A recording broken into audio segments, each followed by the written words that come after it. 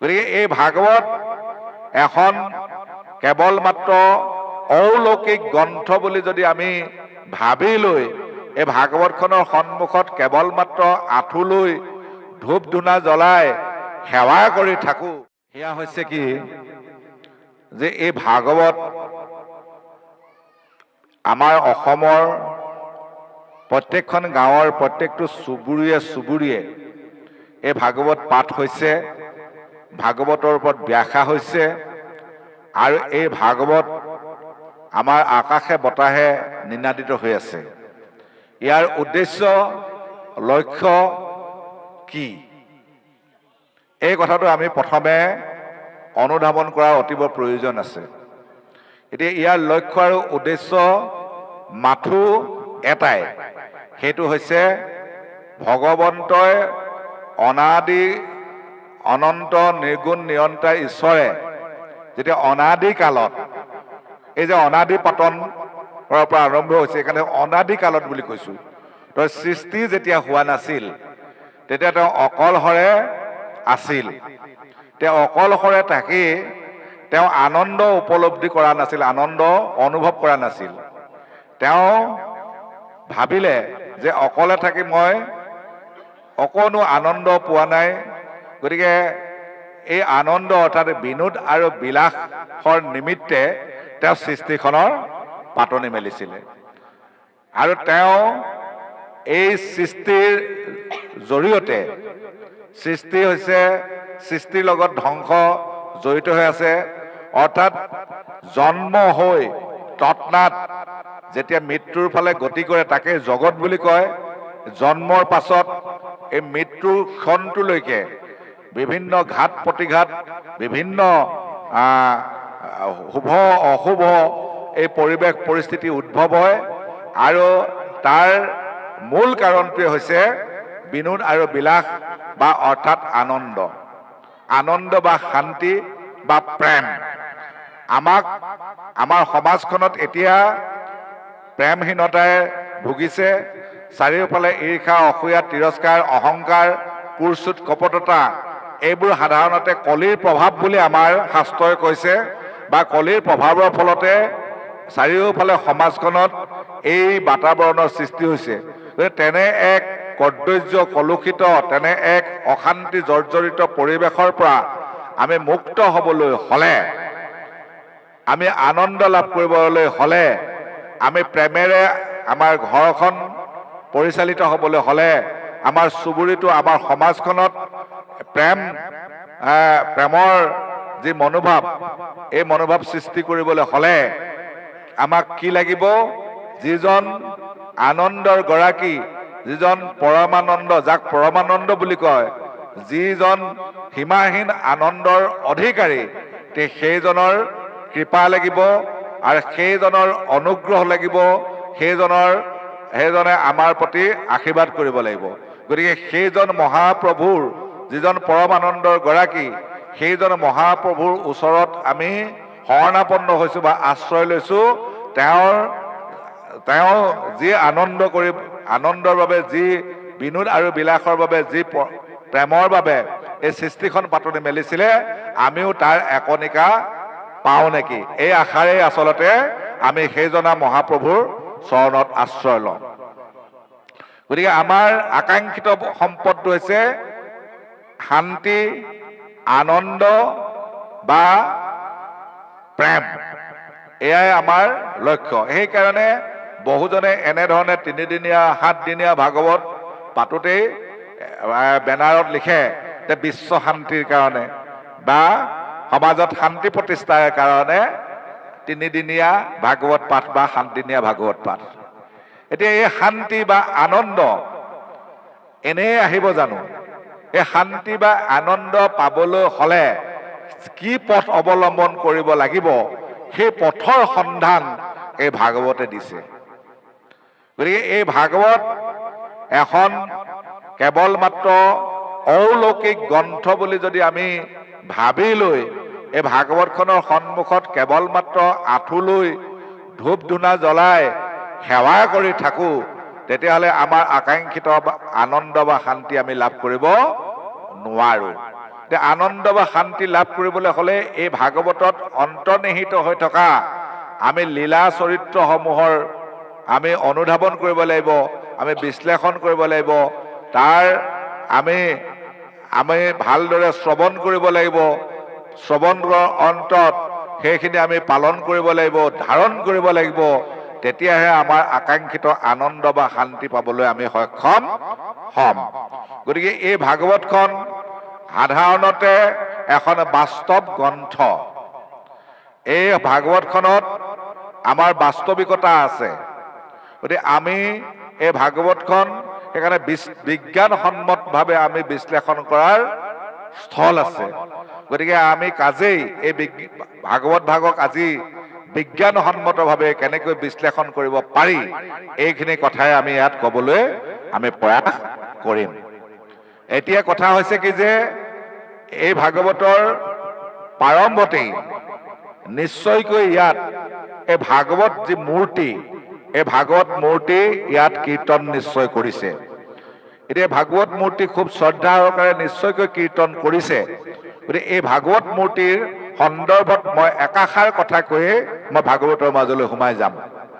এই ভাগৱত মূৰ্তি কীৰ্তন কৰোঁতে ইয়াত গাইছে প্ৰথমে দ্বিতীয় স্কন্ধে চৰণ দুটয়, তৃতীয়ে চতুৰ্থে উৰুদয়, পঞ্চমে নাভিদেশ, ষষ্ঠে বক্ষস্থল, সপ্তমে অষ্টমে কৰকমল, নৱমে কণ্ঠ, দশমে তুণ্ড, একাদশে ললাট, দ্বাদশে মুণ্ড। এই কথাখিনি সুন্দৰকে পাঠ কৰিছে। মই কেৱল মাত্ৰ এই প্ৰথম আৰু দ্বিতীয় স্কন্ধৰ যি চৰণ দুটয় বুলি কৈছে তাৰ তাৎপৰ্যটো কৈয়ে মই ভাগৱতৰ ভিতৰলৈ সোমাই যাম। এতিয়া চৰণ দুটয় বুলি কৈছে, আমি চৰণ দুখনে কি কৰোঁ? আমি খোজকাঢ়ি যাওঁ। এই চৰণ দুখনে যেতিয়া পানী পায়, নৈ এখন পাৰ হ'বলগীয়া হয়, আমি নাৱত এই চৰণ দুখনেৰে আমি গোটেই গাটোৰ ভৰটো সমৰ্পণ কৰি দিওঁ। এতিয়া চৰণ দুখনে আমাক লৈ যায়। চৰণেহে জানে মৰণৰ ঠাই, চুচৰি বগৰী তালৈকে যায় বুলি নীতি বচনো আমাৰ আছে। এতিয়া সেইকাৰণে চৰণ দুখনৰ কথা ইয়াত উল্লেখ কৰিছে। এতিয়া চৰণ দুখনৰ তাৎপৰ্য কি, এই তাৎপৰ্যটো আমি উপলব্ধি কৰি ল'ব লাগিব পোনপ্ৰথমে। এতিয়া আমি নৈ এখন পাৰ হ'ব লাগে। নৈখন পাৰ হ'বৰ কাৰণে আমাক নাও এখনৰ আৱশ্যকতা আছে। আমি নৈখন পাৰ হ'বলৈ আমি নাও এখন বিচাৰোঁ। নাওখন আমি ভালদৰে নিৰীক্ষণ কৰোঁ, নাওখনৰ তলি ফুটা নেকি, নাওখন বিশ্বাসযোগ্য হয় নে নহয়। যদি নাওখন বিশ্বাসযোগ্য হয় তেতিয়াহ'লে মই নাওখনত ভৰিকেইটা দিম, নহ'লে বিশ্বাসযোগ্য নহ'লে নাওখনে কিজানি মাজ সাগৰতে বা মাজ নদীত আমাক পানীত ডুবাই পেলায়। গতিকে সেইকাৰণে বিশ্বাসযোগ্য নহ'লে আমি নাওখনত কেতিয়াও নুঠো। নাওখনত উঠিবৰ বেলিকা আমি কি কৰোঁ? নাওখনত উঠিবৰ বেলিকা চৰণ দুখনৰ জৰিয়তে মোৰ দেহৰ সম্পূৰ্ণ ভৰটো নাওখনত সমৰ্পণ কৰি দিওঁ। নাওখনে যাতে মোক এই নদীখন বা সাগৰখন পাৰ কৰি নিয়ে। এতিয়া এই ভৱসংসাৰখন, ভৱসাগৰখন পাৰ হ'বৰ কাৰণে আটাইতকৈ সুদৃঢ় আৰু সহাৰ নৌকাখন হৈছে এই ভাগৱতখন। গতিকে ভাগৱতৰ প্ৰথম আৰু দ্বিতীয় স্কন্ধই আমাৰ দুখন চৰণক বুজাইছে। এতিয়া প্ৰথম কথা হৈছে কি যে ভাগৱতখন আমি কেনেকৈ ল'ব লাগিব? সুদৃঢ় বিশ্বাসেৰে ল'ব লাগিব।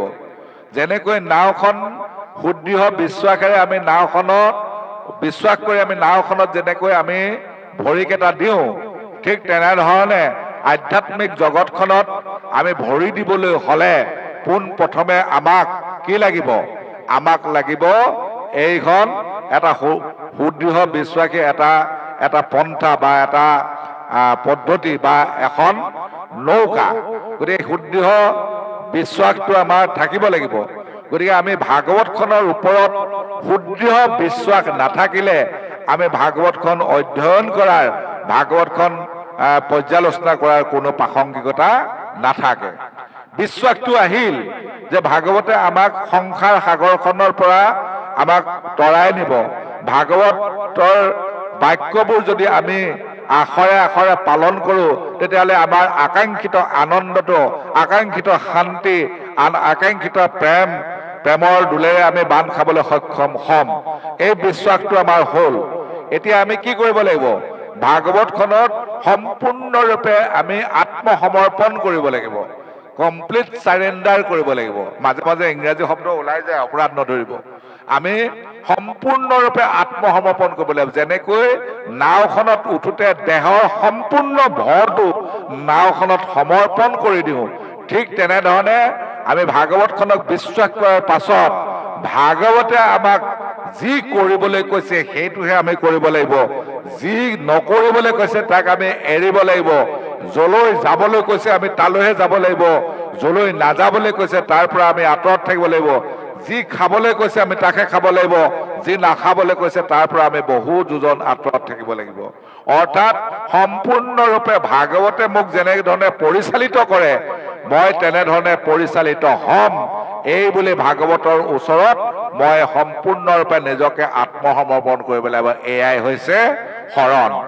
সেইকাৰণে ভাগৱতৰ প্ৰথম যিটো উপদেশ গুৰু শ্ৰীমন্ত শংকৰদেৱে দিছে, কি বুলি দিছে? আমাক সুন্দৰভাৱে দিছে, এটা উপদেশ দিছে। কি দিছে সেইটো আপোনালোকে ধুনীয়াকে চাব। এটা কথা লক্ষ্য কৰিব যে মূল সংস্কৃত ভাগৱতৰ পৰা ভাৰতৰ সকলো প্ৰান্তীয় ভাষালৈ ভাগৱত অনুবাদ হৈছে, কিন্তু আমাৰ অসমীয়া ভাষালৈ এই ভাগৱতখন পোনে পোনে অনুবাদ হোৱা নাই। এই ভাগৱতখন ট্ৰেন্সলেশ্যন কৰা নাই আমাৰ গুৰু শ্ৰীমন্ত শংকৰদেৱে আৰু তেৰাৰ অনুৰাগীসকলে। ট্ৰেন্সক্ৰিয়েশ্যন কৰিছে, অৰ্থাৎ ভাৱানুবাদহে ইয়াত আছে। মূল সংস্কৃত ভাগৱতত ভাগৱত মাহাত্ম্যম আছে, কিন্তু আমাৰ অসমীয়া ভাগৱতত ভাগৱত মাহাত্ম্যমৰ পৰিৱৰ্তে উপদেশ আছে। কোনো ভাগৱতত এনেধৰণৰ উপদেশ সংলগ্ন হৈ থকা নাই। গতিকে আমাৰ ভাগৱতত, অসমীয়া ভাগৱতত এয়া উপদেশ সংলগ্ন হৈ আছে। এই ভাগৱতত কৈছে, কি কৈছে? সংসাৰিক কৰি কৃপা প্ৰচাৰিলা সুকে। এই ভাগৱত কাৰ কাৰণে আনিলে ভাগৱতে? সংসাৰী লোকসকলৰ কাৰণে, আমাৰ দৰে সংসাৰী লোকসকলৰ প্ৰতি কৃপা বৰ্ষণ কৰি এই ভাগৱত বস্তু বৈকুণ্ঠৰ আছিলে। বৈকুণ্ঠৰ শাস্ত্ৰ আনি পৰম উৎসুকে সংসাৰিক কৰি কৃপা প্ৰচাৰিলা সুকে। এতিয়া আমাৰ প্ৰথম কৰ্তব্যটো কি? শুয়া এক শৰণে যি জনে শুনে আকৌ পাও পৰম পদ সুখ নিস্তৰে মায়াক। এতিয়া আমাৰ প্ৰথম কৰ্তব্যটো হৈছে কি যে আমি শৰণ গ্ৰহণ কৰি এই ভাগৱতত প্ৰৱেশ কৰিব লাগিব। শৰণৰ কথাটো আমি অলপ আগতে কলো যে নাওখন বিশ্বাসযোগ্য হ'ব লাগিব। বিশ্বাসযোগ্য নাওখন হৈছে আমাৰ ভাগৱত, আৰু আমি ভাগৱতত নিজকে আত্মসমৰ্পণ কৰিব লাগিব। অৰ্থাৎ আমি কোনো বেলেগ বিগ্ৰহত আমি আত্মসমৰ্পণ নকৰি কেৱল মাত্ৰ ভাগৱত ৰূপী বাংময় মূৰ্তিৰ ওচৰত আমি আত্মসমৰ্পণ কৰিব লাগিব। আমি শৰণ ল'ব লাগিব, চাৰেণ্ডাৰ কৰিব লাগিব। এতিয়া এই কথাটো আমাৰ গুৰুজনে প্ৰথমে ক'লে যে বৈকুণ্ঠৰ শাস্ত্ৰ আনি পৰম উৎসুকে সংসাৰিক কৰি কৃপা প্ৰচাৰিলা সুকে শুয়া এক চিতে নিতে শুনে কৃষ্ণ কথা ইহেন মনুষ্য জন্ম নকৰিও বৃথা। পিছত ক'লে এয়া কথা যে আমি এই মনুষ্য দেহটো, মনুষ্য জন্মটো বহু পুণ্যৰ ফলত পাবলৈ সক্ষম হৈছো। মনুষ্য জন্ম পোৱাৰ আগতে আমি 84 লক্ষ বাৰ জন্মগ্ৰহণ কৰিছো। আমি স্থাৱৰ ৰূপে 20 লাখ বাৰ, মাছ ৰূপে আমি 9 লাখ বাৰ, কাছ ৰূপে 11 লাখ বাৰ, এনেকে আহি আহি আহি আহি শেষান্তৰত অৰ্ধমানৱ, চিম্পাঞ্জী এইবোৰ হোৱাৰ পাছত আমি মানুহ হৈছো। গতিকে বাকীবোৰ সকলো দেহ কি দেহ? এইবোৰ ভোগৰ দেহ। এই মানুহৰ দেহটো সাধন দেহ। এই সাধন দেহটোত আমি সাধনা কৰিব লাগিব। সাধনা কৰিবলৈ হলে আমি কি কৰিব লাগিব? শুয়া এক শৰণ যিজনে শুনে আকৌ পাও পৰম পদ সুখ নিস্তৰে মায়াক। আমি যে কৈছো আনন্দ শান্তি, সেয়া হৈছে পৰম পদ সুখ। এয়া আমি মায়াৰ কবলত থাকিলে, অৰ্থাৎ বিষয় বাসনাৰ কবলত থাকিলে আমি তাৰ পৰা মুক্ত নাপাওঁ। বিষয় বাসনা আমাক লাগিব। বিষয়তে থাকি বিষয়ৰ প্ৰতি নিৰ্লিপ্ত হৈ আমি কেনেকৈ এই পৰম আনন্দ লাভ কৰিব পাৰো? আমি সংসাৰী হৈ থাকি সংসাৰ ধৰ্ম পালন কৰি, গৃহস্থ ধৰ্ম পালন কৰি আমি কেনেকৈ আমি পৰম আনন্দ সুখ লাভ কৰিব পাৰো? এয়া এই ভাগৱতত আমাক নিৰ্দেশ দিছে। যিখিনি কথা পোনপটীয়াকৈ দৈৱকী নন্দন কৃষ্ণই অৰ্জুনক কৈছিল, তাৰ ফলশ্ৰুতিত সৃষ্টি হ'ল গীতা। যিখিনি কথা পোনপটীয়াকৈ উদ্ধৱক কৈছিল ভগৱন্তই, এয়াই হৈছে ভাগৱত। গতিকে শাস্ত্ৰৰ উত্তম গীতা ভাগৱত বুলি আমাৰ প্ৰবাদ আছে, আমাৰ শাস্ত্ৰকাৰসকলে লিখিছে। গতিকে শাস্ত্ৰৰ উত্তম গীতা ভাগৱত, অৰ্থাৎ যিখিনি কথা পোনপটীয়াকৈ স্বয়ং ভগৱন্তই নিজ মুখে অৰ্জুনক কৈছিল, যিখিনি কথা পোনপটীয়াকৈ স্বয়ং ভগৱন্তই উদ্ধৱক কৈছিল, সেই কথাখিনিয়ে এতিয়া ভাগৱতত লিপিবদ্ধ হৈ আছে। অৰ্থাৎ ভাগৱত মানে ভগৱন্তই উদ্ধৱক কোৱা কথাখিনি, ভগৱন্তই কৃষ্ণক কোৱা কথাখিনি। অৰ্থাৎ আমি সেইখিনি সময়ত কৃষ্ণই কিবা কথা জানিবলগীয়া হ'লে, অৰ্জুনে কিবা কথা জানিবলগীয়া হ'লে কৃষ্ণক সুধিছিল, উদ্ধৱে কিবা কথা জানিবলগীয়া হ'লে কৃষ্ণক সুধিছিল। আমি এতিয়া আমাৰ সংসাৰ ধৰ্ম পালনৰ যিকোনো কথা, যিকোনো বাৰ্তা যদি আমি সুধিব লাগে, আমি কাক সুধিম? ভাগৱতক সুধিম। গতিকে এই ভাগৱত এখন বাস্তৱ গ্ৰন্থ।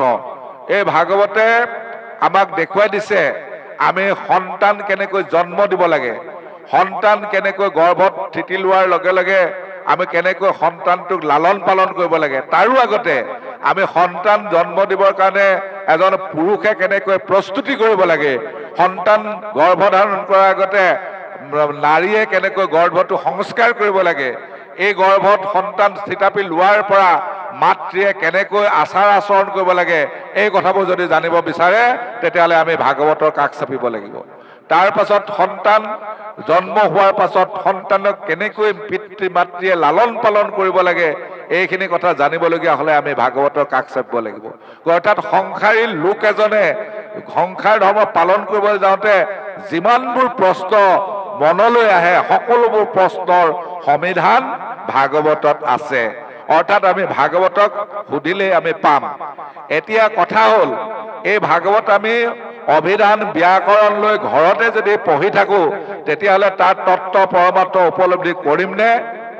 নকৰোঁ, কেতিয়াও নকৰোঁ। তাৰ উদাহৰণ, আমি পাঠ্যক্ৰমখন লৈ আমি ঘৰতে পঢ়ি কেতিয়াও পৰীক্ষাত অৱতীৰ্ণ হ'ব নোৱাৰোঁ। আমি পৰীক্ষাত অৱতীৰ্ণ হ'বলৈ হ'লে আমি বিদ্যালয় মহাবিদ্যালয়ত আমি নাম লগাব লাগিব। বিদ্যালয় মহাবিদ্যালয়ত আমাৰ পাঠ্যক্ৰমসমূহ সেই বিদ্যালয় মহাবিদ্যালয়ৰ প্ৰবক্তা বা শিক্ষকসকলে আমাক যেতিয়া বুজাই দিব তেতিয়া আমি সহজভাৱে বুজি উঠিম আৰু তেতিয়া আমি পৰীক্ষাত অৱতীৰ্ণ হ'বলৈ সহজ হ'ব। তদনুৰূপ আমাৰ গুৰু শ্ৰীমন্ত শংকৰদেৱে আজিৰ পৰা ৫৫০ বছৰ আগতে যি আধ্যাত্মিক বিশ্ববিদ্যালয় ৰূপে গাঁৱে গাঁৱে নামঘৰ প্ৰতিষ্ঠা কৰি থৈ গ'ল, গাঁৱে গাঁৱে প্ৰতিষ্ঠা কৰি থৈ গৈ এই নামঘৰটো এটা আধ্যাত্মিক বিশ্ববিদ্যালয়। এই আধ্যাত্মিক বিশ্ববিদ্যালয়ৰ মূল পাঠ্যক্ৰমখন হৈছে মণিকূটত প্ৰতিষ্ঠা কৰা ভাগৱতখন। আৰু এই মণিকূটত প্ৰতিষ্ঠা কৰা ভাগৱতৰ প্ৰবক্তা কোন? এই মণিকূটত প্ৰতিষ্ঠা কৰা ভাগৱতৰ প্ৰবক্তা হৈছে আমাৰ একান্ত ভকতসকল, মহামহন্তসকল। গতিকে এই মহামহন্তসকল অৰ্থাৎ প্ৰবক্তাৰ কাষ আমি যেতিয়া চাপিম তেতিয়াহে আমি ভাগৱতৰ প্ৰকৃত অৰ্থ, তত্ত্ব, পৰমাৰ্থ উপলব্ধি কৰিব পাৰিম। এই কথা স্বয়ং ভগৱন্তই অৰ্জুনক কৈ থৈ গৈছে। কি বুলি কৈ থৈ গৈছে? মাধৱে কহন্ত অৰ্জুনত শুনাইতো পৰমাৰ্থ তত্ত্ব, ভকতেহে জানে মোৰ মহিমা নিশেষ। তত্ত্বৰূপে সখী জানি মোক, তৰিও দুৰ্ঘুৰ দুখ শোক, অন্তকালে গৈ আমাতো হুৱে প্ৰৱেশ। অৰ্থাৎ তত্ত্বটো উপলব্ধি কৰিলে আমি কি পাম? আমাৰ আকাংক্ষিত আনন্দ আৰু শান্তি পাম, আমি প্ৰেম পাম। গতিকে এই তত্ত্বটো কোনে বুজাই দিব পাৰিব? ভকতেহে জানে মোৰ মহিমা নিশেষ। ভকতজনেহে জানে। ভকতজন কোন? ভকতজনৰ কথা ভাগৱতে নিৰূপণ কৰি ধৰিছে। ভকত কাক কয়? ভ শব্দ ভকতৰ ভয় বিমোচন, ভজন ভক্তি ততুস্থ হুৱন্ত সিজন। এই গোটেইখিনি আপোনালোকে জানে। মই পিছফালৰ পৰা কৈছো। ত মানে তৰণৰ উপায় শৰণ, অৰ্থাৎ কৃষ্ণদেৱৰ চৰণত একান্তভাৱে শৰণ লৈ যিজনে অহৰ্নিশে কৃষ্ণৰ গুণানুকীৰ্তনৰ জৰিয়তে কৃষ্ণক ভজনা কৰি কৰি সংসাৰৰ ভয়ৰ পৰা অৰ্থাৎ ভৱভয়ৰ পৰা মুক্ত হয়, তেওঁৱে হৈছে ভকত। আৰু এই ভকতজনৰ আন এটা উপাধি মহন্ত। মহন্ত কাক কয়? উপাধি বিশিষ্ট মহন্ত নে গুণ বিশিষ্ট মহন্ত? গুণ বিশিষ্ট মহন্তজনৰ বিষয়ে মহাপুৰুষ মাধৱদেৱে ঘোষাশাস্ত্ৰত সুন্দৰকৈ তাত লিখি থৈ গ'ল, বৰ্ণনা কৰি থৈ গ'ল। কি? কৃষ্ণ পদ মাত্ৰ সেৱা কৰে সমস্ত কামনা পৰিহৰে বেদ ব্যৱহাৰ কদাচিতো নলংঘয় কৃষ্ণ পদ সেৱা সুখ মনে কৰে অনুভৱ সৰ্বক্ষণে ইহাকে মহন্ত বুলিয়া জানা নিশ্চয় তেতিয়াহ'লে মহন্ত কোনজন কৃষ্ণ পদ মাত্ৰ সেৱা কৰে একমাত্ৰ ঈশ্বৰত যিজনে সেৱা কৰে এক কৃষ্ণদেউ কৰিও কহেও ধৰিও তাহানৰ নাম কৃষ্ণ দাসহীয়া প্ৰসাদ ভুঞ্জীয়া হস্তে কৰা টান কাম বহুজনে কয় মহাপুৰুষীয়াসকল একশৰণীয়াসকল একশৰণীয়াসকলে বেদ নেমানে নহয় কি কৈছে শুনক কৃষ্ণ পদ মাত্ৰ সেৱা কৰে সমস্ত কামনা পৰিহৰে বেদ ব্যৱহাৰ কদাচিতো নলংঘয় বেদৰ ব্যৱহাৰ অৰ্থাৎ বেদে কোৱা কথা এটাও লংঘন নকৰে বেদৰ দুটা পথ আছে এটা শ্ৰেয় এটা পেয় এটা নিবৃত্তি এটা প্ৰবৃত্তি প্ৰবৃত্তি পথটো ধাৰণ কৰিলে সংসাৰৰ চক্ৰত আয়াজাত কৰি থাকিব লাগিব নিবৃত্তি পথটোত ধাৰণ কৰিলে সংসাৰৰ পৰা যোৱাৰ পাছত বৈকুণ্ঠলৈ যোৱাৰ পাছত আকৌ ঘূৰি আহিব নলগীয়া অৰ্থাৎ নিবৃত্তি পথটো গ্ৰহণ কৰিলে প্ৰেম আৰু আনন্দৰ গৰাকী হ'ব পাৰিব শান্তি লাভ কৰিব পাৰিব নিবৃত্তি পথটোত মানে ধাৰণ কৰিলে খন্তেকীয়া সুখ পাব পাৰ্থিৱ সুখ পাছতে সুখৰ পাছতে দুখ আহিব দুখৰ পাছত সুখ আহিব সুখ দুয়োটা উপলব্ধি কৰি থাকিব পাৰিব কিন্তু নিবৃত্তি পথটোৱে কেৱল মাত্ৰ আত্যান্তিক সুখ কেৱল মাত্ৰ আনন্দ কেৱল মাত্ৰ শান্তি প্ৰদান কৰিব গতিকে এই নিবৃত্তি পথটো কদাচিতো লংঘন নকৰে কোনে মহন্তসকলে লংঘন নকৰে আৰু তেখেতসকলে কোনো ধৰণৰ কামনাপূৰ্বক ভক্তি নকৰে ভক্তি দুই প্ৰকাৰৰ কথা ইয়াত উল্লেখ কৰিছে এবিধ সগুণ ভক্তি অৰ্থাৎ সকাম ভক্তি আনবিধ নিগুণ ভক্তি অৰ্থাৎ নিষ্কাম ভক্তি এইবোৰ কথা আমি পিছলৈ বিস্তৃতভাৱে আলোচনা কৰিম এতিয়া কথা হৈছে কি যে সমস্ত কামনা পৰিহৰে বেদ ব্যৱহাৰ কদাচিতো নলংঘয় কৃষ্ণ পদ সেৱা সুখ মনে কৰে অনুভৱ সৰ্বক্ষণে কৃষ্ণ পদ সেৱা কৰে ক'ত কৃষ্ণ আছে কৃষ্ণ কেনেকৈ আছে এই কথাখিনি জানিবলৈ হ'লে আমি ভাগৱতত প্ৰৱেশ কৰিব লাগিব যিখিনি কথা এতিয়া নাৰদে ধ্ৰুৱক ক'বলৈ আৰম্ভ কৰিছে ইয়ালৈ আহি থাকোঁতে আমি শুনিবলৈ পাইছিলোঁ শ্ৰৱণ কৰিবলৈ পাইছিলোঁ এইখিনি কথা আমি আলোচনা কৰিম কিন্তু ইয়াৰ আগতে আৰু এটা কথা আমি আলোচনা কৰি লওঁ এইটো কথা হৈছে কি যে য'ৰ পৰা আজি আৰম্ভ হৈছে সেয়া হৈছে অনাদি পাতন অনাদি পাতন আমাৰ গুৰু শ্ৰীমন্ত শংকৰদেৱে ভাগৱতৰ মূল সংস্কৃত ভাগৱতৰ তৃতীয় স্কন্ধৰ সৃষ্টি লীলাৰ লগত বামন পুৰাণ সংমিশ্ৰণ কৰি পৃথকে এটা খণ্ড সৃষ্টি কৰিলে বা প্ৰণয়ন কৰিলে সেই খণ্ডটোৰ নাম হৈছে অনাদি পাতন অনাদি পাতন এতিয়া এই অনাদি পাতনৰ মূল প্ৰতিবাদ্য বস্তুটো হৈছে যে এই জগতখন কেনেকৈ সৃষ্টি হৈছে আৰু মোৰ শৰীৰটো যিটো শৰীৰত থাকি মই ঈশ্বৰ উপাসনা কৰিবৰ কাৰণে সক্ষম হৈছো সেই শৰীৰটো কেনেকৈ সৃষ্টি কৰিলে এতিয়া এই সৃষ্টি তত্ত্বটো আমি জানিব লাগিব ভাগৱত 10টা লক্ষণযুক্ত এই তৃতীয় স্কন্ধৰ পৰাই এই 10টা লক্ষণ আৰম্ভ হৈছে সৰ্গ বিসৰ্গ স্থান উতি মনন্তৰ নিৰোধন ইখানু কথা জীৱ ঈশ্বৰ আশ্ৰয় এই ধৰণে 10টা লক্ষণ ভাগৱতে প্ৰকাশ কৰিছে এই ভাগৱতৰ 10টা লক্ষণ ভাগৱত 12টা স্কন্ধৰ 12টা স্কন্ধৰ প্ৰথম আৰু দ্বিতীয় স্কন্ধ দুটা ভাগৱতৰ পাতনি অৰ্থাৎ প্ৰস্তাৱনা তৃতীয় স্কন্ধৰ পৰাই প্ৰকৃত ভাগৱত আৰম্ভ হৈছে এই তৃতীয় স্কন্ধৰ প্ৰথম লক্ষণটো হৈছে সৰ্গ সৰ্গ মানে ভগৱন্ত প্ৰভুৰ পোনপটীয়া যিবোৰ সৃষ্টি ভগৱন্তৰ পোনে পোনে যিবোৰ সৃষ্টি কৰিছে সেইবোৰ সৰ্গ বুলি কয় আৰু ভগৱন্তই পৰোক্ষভাৱে যিবোৰ সৃষ্টি কৰিছে অৰ্থাৎ প্ৰজাপতি ব্ৰহ্মাকে প্ৰমুখ্য কৰি অন্যান্য প্ৰজাপতিসকলৰ জৰিয়তে যিবোৰ সৃষ্টি কৰিছে এইবোৰক বিসৰ্গ বুলি কয় তাৰ পাছতে স্থান অৰ্থাৎ তৃতীয় স্কন্ধ হৈছে সৰ্গ চতুৰ্থ স্কন্ধৰ লক্ষণ হৈছে বিসৰ্গ পঞ্চম স্কন্ধৰ লক্ষণ হৈছে স্থান, অৰ্থাৎ ভগৱন্তই সৃষ্টি কৰিলে 14 ভুৱন সৃষ্টি কৰি 14 ভুৱনৰ যি স্থানত কাক কাক থাকিবলৈ স্থাপন কৰিলে, এই কথাবোৰ থকা বা এই থকা কথাবোৰৰ বিষয়ে ইয়াত উল্লেখ আছে। গতিকে সেইকাৰণে তাক স্থান বুলি কোৱা হৈছে। এতিয়া আমি তিনিওটা বস্তু ইয়াত সংমিশ্ৰণ কৰি অলপমান আমি আমাৰ অনুভৱ কথা ব্যক্ত কৰিবলৈ আগবাঢ়িছোঁ। এতিয়া আমাৰ এই জগতখন সৃষ্টি কৰিছে, কেনেকৈ সৃষ্টি কৰিছে এয়া আমি পাই আহিলোঁ যে ভগৱন্তই অকলশৰে আছিল। ভগৱন্তই অকলশৰে থাকি তেওঁ প্ৰথমে দুভাগত বিভক্ত কৰিলে, এভাগ পুৰুষ আন ভাগ প্ৰকৃতি। পুৰুষে প্ৰকৃতিত বীৰ্য ধাৰণ কৰিলে, বীৰ্য ধাৰণ কৰি সৃষ্টি হ'ল মহত্ব। এই মহত্বৰ তিনি পুত্ৰ, তিনি অহংকাৰ, তামসিক অহংকাৰ, ৰাজসিক অহংকাৰ আৰু সাত্বিক অহংকাৰ। গতিকে এই তামসিক অহংকাৰৰ পৰা আমাৰ ক্ষিতি, অপ, তেজ, মৰুত, ব্ৰহ্ম অৰ্থাৎ আকাশ, মাটি, পানী, বায়ু আৰু অগ্নি